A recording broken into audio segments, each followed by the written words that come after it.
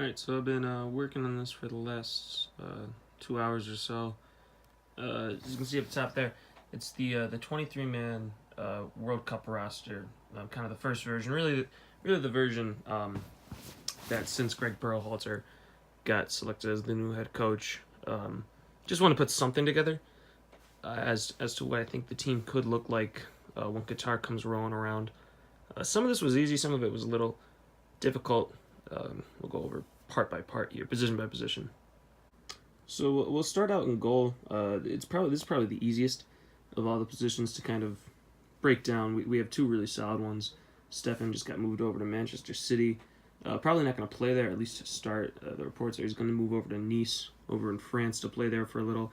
But even if he projects as the backup when Qatar comes around, that should still be enough to get the starting job. Ethan Horvath, playing over in Belgium for Club Bruges right now, has been really hot as of recent.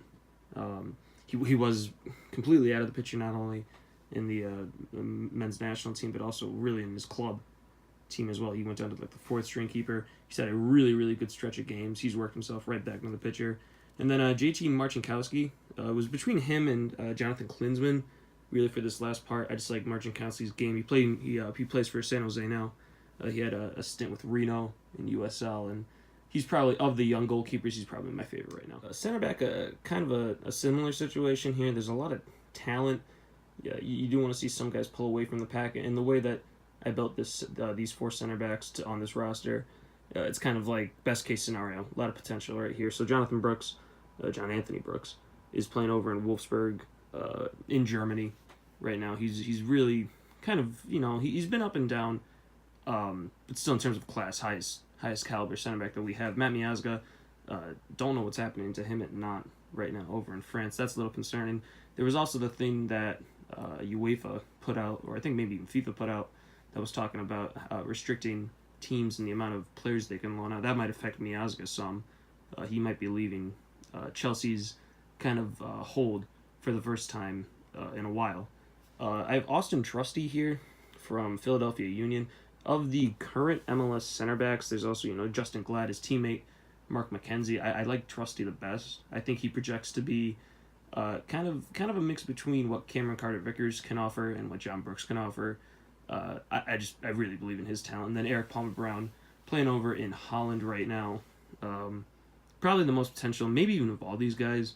Really great speed, really good size for the position. I think he can develop into something of a starting caliber center back by the time Qatar rolls. DeAndre Yedlin, kind of a fixture at right back for right now. I know a lot of people calling for his head just a little, but he's playing really well for Newcastle as of now. He hasn't been playing great for the men's national team, but we're on the upswing, the men's national team, but not enough to throw in a guy who's starting regularly for a mid-table Premier League side. So Yedlin's good.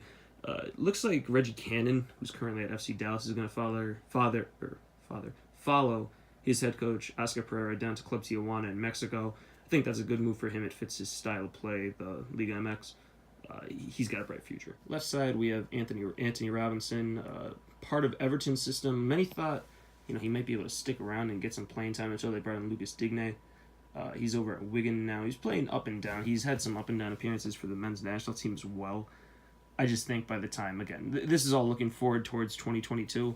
By the time that rolls around, I think he's going to be ready to go. And then Serginho Dest, I think he just made his first Ajax Club 2 side, which is basically what it is, appearance. Scored his first goal as well. He's really coming along. He's probably been the hottest men's national team prospect. I know he plays naturally over on the right, but a left back is just such a problem for the men's national team at this point that moving him over to the left doesn't seem too out of it. In the holding midfield, we have Tyler Adams. I think you can make the case for being the most important player not named Christian Pulisic on this men's national team for the next few years, making that move over to RB Leipzig. That's just going to do wonders for him. We have Will Trapp as well. I know Will Trapp has been getting kind of a lot of, bad verbiage against him because of his play, and I can see that, but I'm going to keep him in for right now. I think he does a good job for what, he's been tasked with, and I think once he gets help in the same system that he's been playing at the club level for the last few years, I think that's going to really propel his game to the next level. I have Keaton Parks, who's playing currently for some of Benfica's lower club sides.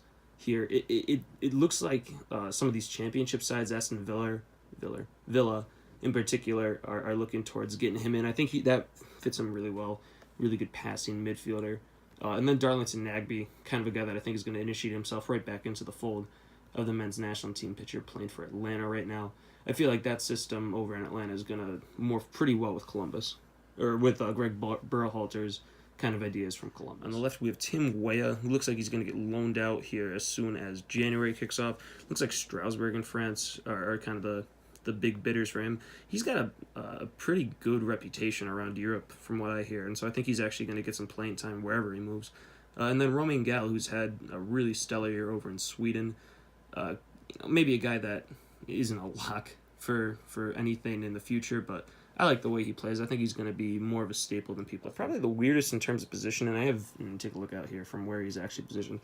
I have Weston McKennie kind of in this center attacking mid position.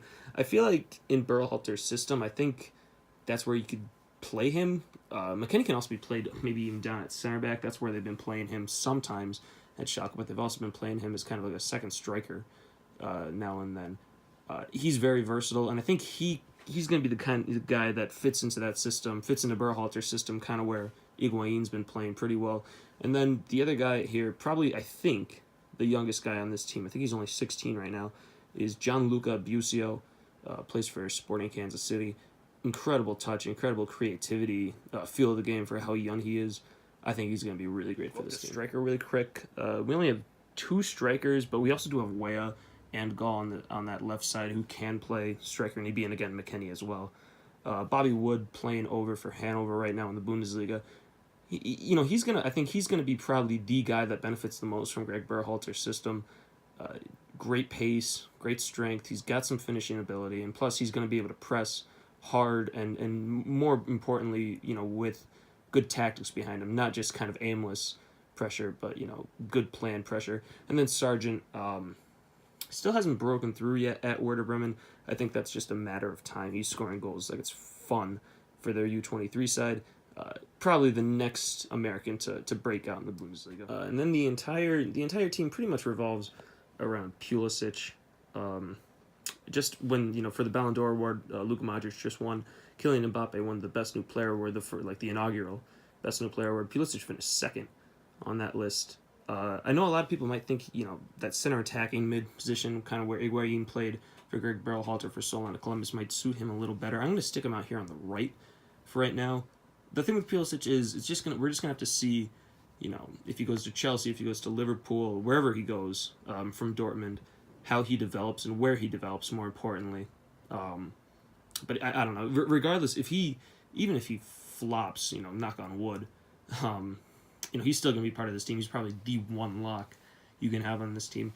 Probably followed by the guy that probably has the least chance of a lock is Conrad De La Fuente, playing in Barcelona's system right now. And I don't do that just on, the pedigree of Barcelona. It's obviously great pedigree. But De La Fuente has looked the part of a piece that the United States really needs, which is just offensive creativity. I think by the time Qatar rolls around, he might not be at a big club level, but if he's getting playing time, I wouldn't be surprised if he's kind of the Julian Green, kind of the guy that's brought in just to get the ropes.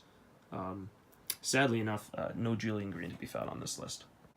As a whole, I think if people develop the way that I think they could, if this is the team by 2022, I think we're actually in pretty good shape.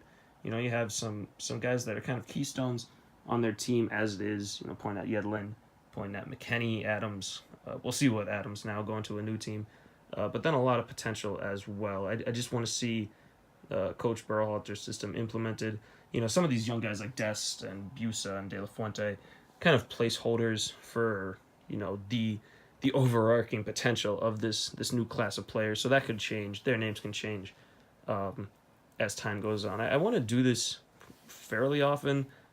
Just getting, kind of the World Cup squad, based on, half a year, a full year, every year, just kind of checking in and seeing where I would have them right now. But this is where I would have it right now as of December 3rd, 2018. Thank you.